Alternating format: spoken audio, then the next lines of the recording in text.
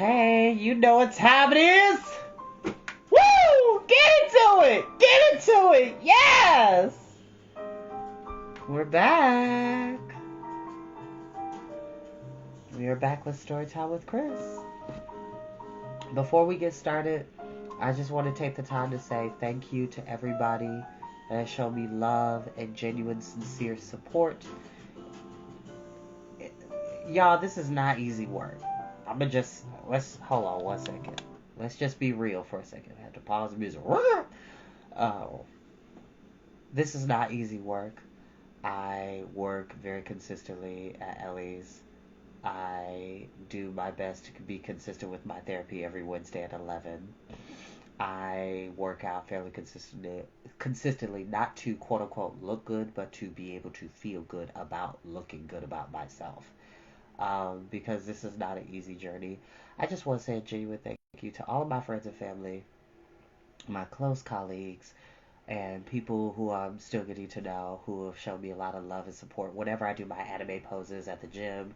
Shout out to Kyle Truitt Fitness, Posterior Chain. Please go check them out. Like, seriously. Like, go on to Truitt Fitness, Posterior Chain. Please check their stuff out. Get with Kyle. He's an amazing trainer. He's gonna get you right, okay? Trust me when I say this, because none of this would be possible without the mass amount of motivation and pushing of beyond, teaching me how to properly push beyond my limits as a person, especially as a Black queer person in a world that is unfortunately not always catering to people who happen to be different. So I just thank y'all, because like, I never would have had this amount of confidence or strength to get to where I needed to be without you all's support, and it is genuinely appreciated. And I appreciate y'all. Like, I have to say this because it's important. Always show people love and gratitude every day, not just for a special occasion, not just for a birthday, not just for a holiday, every day. So, thank you. Thank you very much, y'all. I know I'm a little later. Well, technically speaking, early on Instagram, because before I was saying I would be on Instagram by 8:30, but I had to close the restaurant where I work at. Me and my coworkers, we did it. We cleaned the entire place, top and bottom, made sure everything was stocked up for tomorrow. And I'm gonna say this really quickly. For all of my regulars that come see me, this is not about you. But for anybody that like wants to be at my tables or be in my section, I want to say this. I am not that special.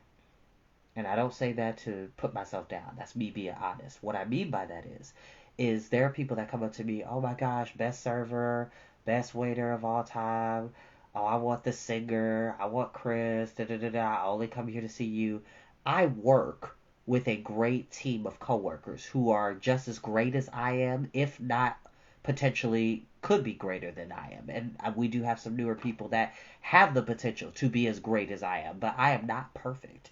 I don't always get everything right the first time. I be messing up sometimes. But I say this to say that please come into Ellie's and show everybody, not just myself, the equal amount of respect and love and appreciation that you give to me, to everybody else that I work with.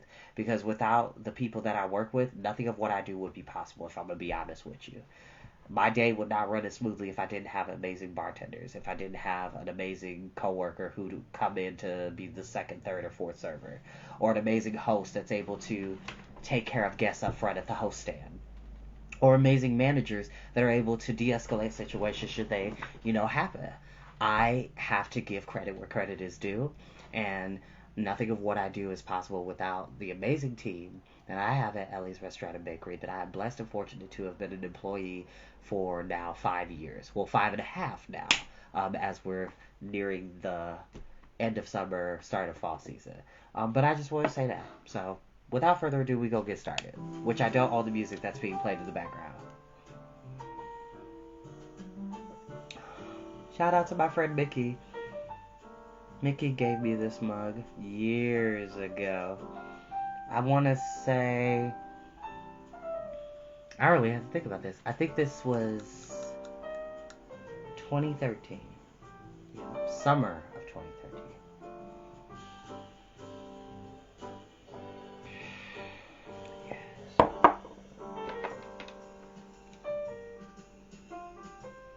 I wiped my glasses before we started. All right. Let's get into it. Making sure. Oh, I skipped a whole bunch of pages. Hold on. There we go. My apologies, y'all. And I will be uploading the newer episodes of Anne of Green Gables and Kiki's Delivery Service tonight, later. So if you see it tomorrow, you know why. All right. Chapter 20. A good imagination gone wrong. Spring had come once more to Green Gables, the beautiful, capricious, reluctant Canadian spring lingering along through April and May in a succession of sweet, fresh, chilly days with pink sunsets and miracles of resurrection and growth. The maples in Lover's Lane were red-budded, and little curly ferns pushed up around the Dryad's bubble. Away up in the barrens, behind Mr. Silas Sloane's place, the mayflowers blossomed out, pink and white stars of sweetness under their brown leaves. All the schoolgirls and boys had one golden afternoon gathering them, coming home in the clear, echoing twilight with arms and baskets full of flowery spoil. "I'm so sorry for people who live in lands where there are no mayflowers," said Anne. "Diana says perhaps they have something better. But there couldn't be anything better than mayflowers, could they, Marilla? And Diana says if they don't know what they are like, they don't miss them. But I think that's the saddest thing of all. I think it would be tragic, Marilla, not to know what mayflowers are like and not to miss them. Do you know what I think mayflowers are, Marilla? I think they must be the souls of the flowers that died last summer, and this is their heaven. We had a splendid time today, Marilla. We had our lunch down in a big mossy hollow by an old well. Such a romantic spot. Charlie Sloane dared Artie Gillis to jump over it, and Artie did because he wouldn't take a dare. Nobody would in school. It is very fashionable to dare. Mr. Phillips gave all the mayflowers he found to Prissy Andrews, and I heard him say, 'Sweets to the sweet.' He got that out of a book, I know, but it shows he has some imagination. I was offered some mayflowers, too, but I rejected them with scorn. I can't tell you the person's name because I have vowed never to let it cross my lips. We made wreaths of the mayflowers and put them on our hats. And when the time came to go home, we marched a procession down the road, 2 by 2, with our bouquets and wreaths, singing, 'My home on the hill.' Ah, it was so thrilling, Marilla. All Mr. Silas Sloane's folks rushed out to see us, and everybody we met on the road stopped and stared after us. We made a real sensation." "Not much wonder such silly doings," was Marilla's response. After the mayflowers came the violets, and Violet Vale was empurpled with them. Anne walked through it on her way to school with reverent steps and worshipping eyes as if she trod on holy ground. "Somehow," she told Diana, "when I'm going through here, I don't really care about Gil, whether anybody gets ahead of me in class or not.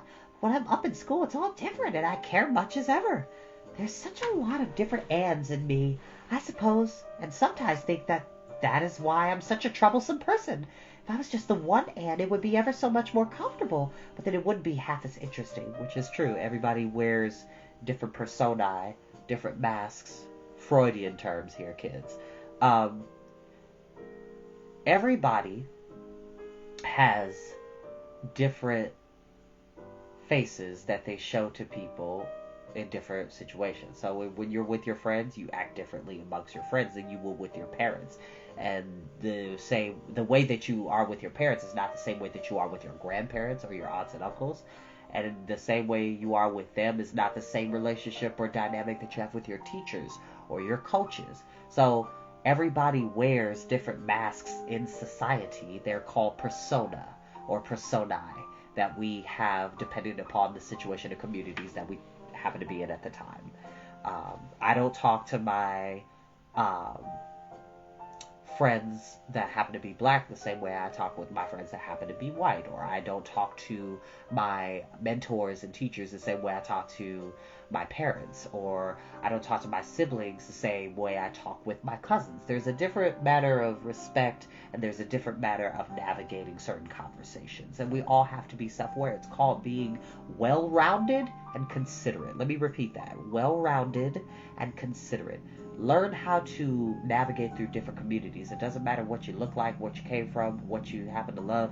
As long as you're able to communicate in any social circle, you'll be fine. And do so genuinely. Don't be putting on airs, which is trying to be something you're not. Just be yourself, but be acceptive of what that different community is bringing to the table.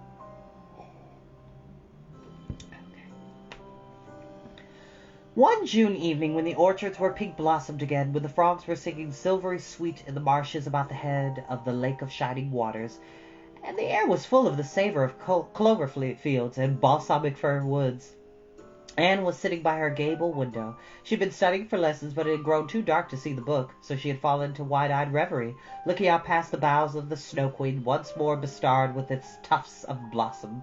In all essential respects, the little gable chamber was unchanged. The walls were as white, the pincushion as hard, the chairs as stiffly and yellowy upright as ever.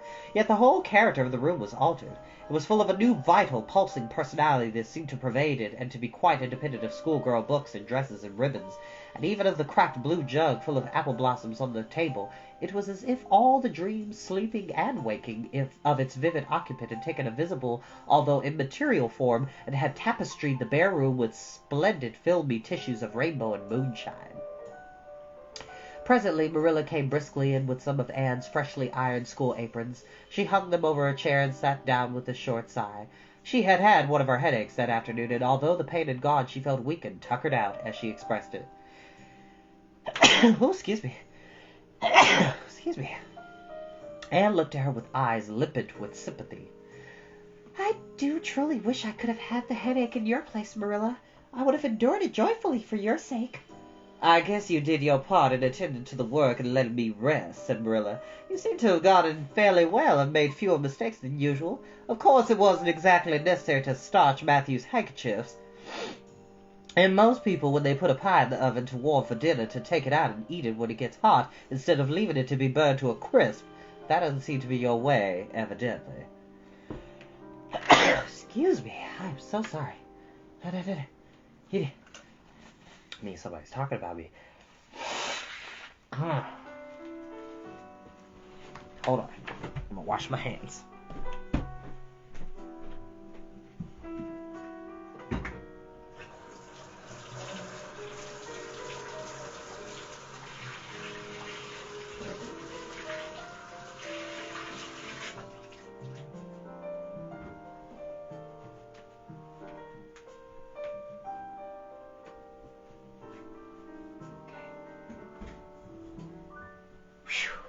All right.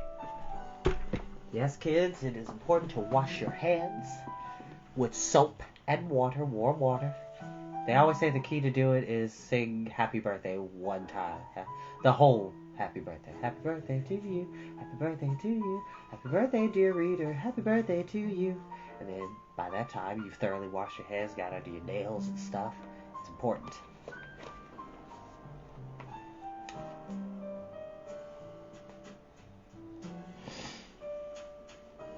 Headaches always left Marilla somewhat sarcastic. Oh, I'm sorry, said Anne penitently. I never thought about that pie from the moment I put it in the oven till now, although I felt instinctively that there was something missing on the dinner table. I was firmly resolved when you left me in charge this morning not to imagine anything, but kept my thoughts on facts. I did pretty well until I put the pie in, and then an irresistible temptation came to me to imagine I was an enchanted princess, shut up in a lonely tower with a handsome knight riding to my rescue on a coal-black steed. So that is how I came to forget the pie. I didn't know I starched the handkerchiefs. All the time I was ironing, I was trying to think of a name for a new island Diana and I have discovered up the brook. It's the most ravishing spot, Marilla. There are 2 maple trees on it, and the brook flows right around it. And last it struck me that it would be splendid to call it Victoria Island, because we found it on the Queen's birthday. Both Diana and I are very loyal, but I'm very sorry about that pie and the handkerchiefs. I wanted to be extra good today because it's an anniversary. Do you remember what happened this day last year, Marilla? No, I can't think of anything special. Oh, Marilla, it was the day I came to Green Gables. I shall never forget it. It was the turning point of my life. Of course it would seem so important to you. Wouldn't seem so important to you. I've been here for a year and I've been so happy. Of course I've had my troubles, but one can live down troubles. Are you sorry you kept me, Marilla? No, I can't say I'm sorry, said Marilla, who sometimes wondered how she could have lived before Anne came to Green Gables. No, not exactly. If you've finished your lessons, Anne, I want you to run over and ask Mrs. Barry if she'll lend me Diana's apron pattern. Oh, it's too dark, cried Anne. Too dark? Why, it's only twilight, and goodness knows you've gone over often enough after dark. I'll go over early in the morning, said Anne eagerly. I'll get up at sunrise and go over, Marilla. What has gotten to your head, Anne Shirley? I want that pattern to cut out your new apron this evening. Go at once and be smart, too. I'll have to go around by the road then, said Anne, taking up her hat reluctantly. Go by the road and waste half an hour. I'd like to catch you. I can't go through the haunted wood, Marilla, cried Anne desperately. Marilla stared. The haunted wood? Are you crazy? What under the canopy is the haunted wood? The spruce wood over the brook, said Anne in a whisper. Fiddlesticks! There's no such thing as a haunted wood anywhere. Who's been telling you such stuff? Nobody, confessed Anne. Diana and I just imagined the wood was haunted. All the places around here are so commonplace. We just got this up for our own amusement. We began it in April. A haunted wood is so very romantic, Marilla. We chose the spruce grove because it's so gloomy. Oh, we've imagined the most harrowing things. There's a white lady who walks along the brook just about this time of the night and wrings her hands and utters wailing cries. She appears when there is to be a death in the family, and the ghost of a little murdered child haunts the corner up by Idlewild. It creeps up behind you and lays its cold fingers on your head. Oh, Marilla, it gives me a shudder just to think of it. And there's a headless man stalks up and down the path, and skeletons glower at you between the boughs. Oh, Marilla, I wouldn't go through the haunted wood after dark now for anything. I'd be sure that white things would reach out from behind the trees and grab me. Did ever anyone hear the like? Ejected Marilla, who had listened in dumb amazement. Anne Shirley, do you mean to tell me you believe all that wicked nonsense of your own imagination? Not believe exactly, faltered Anne. At least, I don't believe in daylight. But after dark, Marilla, it's different. That's when ghosts walk. There are no such things as ghosts, Anne. Oh, but there are, Marilla, cried Anne eagerly. I know people have seen them, and they're respectable people. Charlie Sloane says his grandmother saw his grandfather driving home the cows one night after he'd been buried for a year. You know, Charlie Sloane's grandmother wouldn't tell a story for anything. She's a very religious woman, and Mrs. Thompson's father was pursued home one night by a lamb of fire with its head cut off, hanging by a strip of skin. He said he knew it was the spirit of his brother and said it was a warning he would die within 9 days. He didn't, but he died 2 years after, so you see it was really true. And Ruby Gillis says, Anne Shirley, interrupted Marilla firmly, I never want to hear you talking in this fashion again. I've had my doubts about that imagination of yours right along. And if this is going to be the outcome of it, I won't countenance any such doings. You'll go right over to Barry's, and you'll go through that spruce grove just for a lesson and a warning to you, and never let me hear a word out of your head about haunted woods again. Anne might plead and cry as she liked, and did, for her terror was very real. Her imagination had run away with her, and she held the spruce grove in mortal dread after nightfall. But Marilla was inexorable. She marched the shrieking ghost seer down to the spring and ordered her to proceed straight away over the bridge and into the dusky retreats of wailing ladies and headless specters beyond. Oh, Marilla, how can you be so cruel? Sobbed Anne. What would you feel like if a white thing did snatch me up and carry me off? I'll risk it, said Marilla unfeelingly. You know I always mean what I say. I'll kill you if imagining ghosts into places. March now! Anne marched. That is, she stumbled over the bridge and went shuddering up the horrible path beyond. Anne never forgot that walk. Bitterly did she repent the license she had given to her imagination. The goblins of her fancy lurked in every shadow about her, reaching out their cold, fleshless hands to grasp the terrified small girl who had called them into being. A white strip of birch bark blowing up from the hollow over the brown floor of the grove made her heart stand still. The long-drawn wail of 2 old boughs rubbing against each other brought out the perspiration in beads on her forehead. The swoop of bats in the darkness over her was at the wings of unearthly creatures. When she reached Mr. William Bell's field, she fled across it as if pursued by an army of white things, and arrived at the Barry kitchen door so out of breath that she could hardly gasp out of her request for the apron pattern.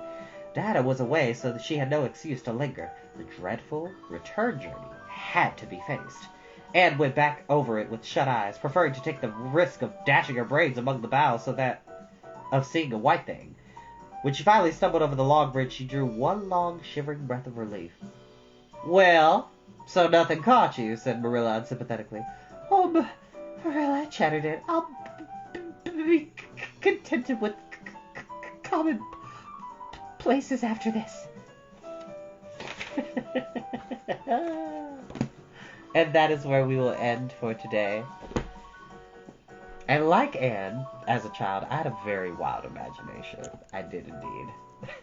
And you do put yourself in a state of fear when you invent such things in your mind and think it's terrifying. Speaking of which, well, October is not until 2 months from now. But I definitely am going to read you all The Legend of Sleepy Hollow on Halloween. Because the last 2 years I've read The Halloween Tree. Was the last 2 years? Yes, it was. Okay. It's been the last 2 years I've read The Halloween Tree on Halloween. Or the week of Halloween, excuse me. I actually probably will read both, actually. I'll probably read that if we can breeze through, which we can, our book on Facebook, which is Kiki's Delivery Service, by the way. I'm telling you, Anne is a character. I actually was talking to a guest at Ellie's the other day. She was like, oh, I heard you have a YouTube channel and all this stuff. I was like, yeah. I read children's novels and short stories. And I told her one of the books, which is this one, Anne of Green Gables. She's like, oh my gosh, did you watch the TV show growing up? And yes, I remember watching the TV show on PBS. And I'm pretty sure it came on local television as well, like local cable, besides PBS. But yes, I remember that. And then they had the Netflix show, Anne with an E, that turned out to be really good from what I heard. I haven't watched the Netflix show, so forgive me, but I remember the original series that they did. Because I remember watching that with my mom. And I bought my mom the original series on DVD years ago, back, yeah, my senior year of high school, so 2010. So it's been like 12 years since then. Oh. But without further ado, y'all, I will bid you all good night. I will be making my way to the gym. About to go do some running. Be good to each other, y'all. I'll see you next time.